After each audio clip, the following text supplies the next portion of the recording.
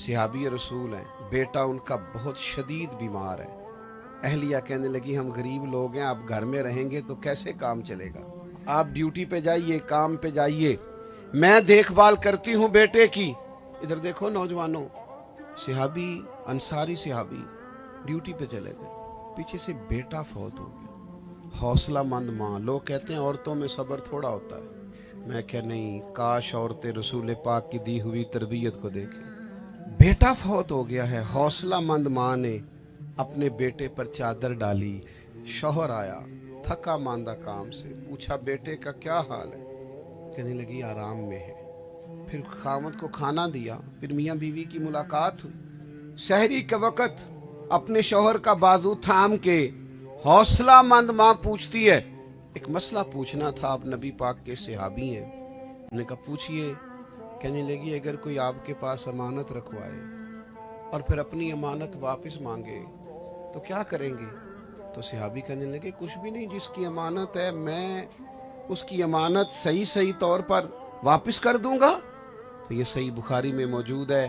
फिर हौसला मंद माँ के आंसू गिरे, कहने लगे फिर हमें गम नहीं करना चाहिए, पुत्र भी अल्लाह की अमानत, करीम की अमानत था, वो अपनी अमानत ले गया।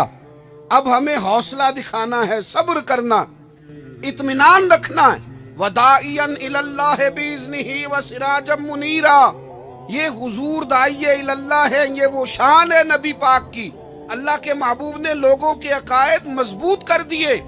अब वो जरा जरा सी बात पर कांपते हांपते नहीं, उनको फिक्री तवानाइयां मिली हैं, उन्हें समझ आ गई कि हमने किस हौसले से, किस दिलेरी से, किस इत्मीनान से, किस तरह से हालात का मुकाबला करना, कैसे हमने खड़े रहना है मैदानों में।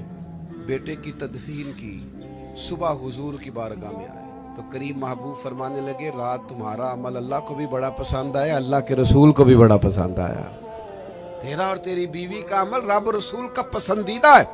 मेरे अजीजों, ये जो फिक्री कमजोरी है, ये जो ज़हनों का खौफ है, ये जो मिजाजों में डर है, ये जो हमारी तबीयतों के अंदर हर वक्त बेकरारी है, मेरे अजीजों, ये हमारा दीन जो नजरियात हमें देता है, जो सोचे हमारा दीन हमें फराहम करता है, ये वो सोचे हैं कि अल्लाह की तरफ से आए, अल्लाह की तरफ चले जाना है। फिर हम डरते नहीं, फिर हम कांपते नहीं, फिर मौत की परवाह नहीं करते, वो कब आ जाए, किस वक्त आ जाए, किस टाइम आ जाए।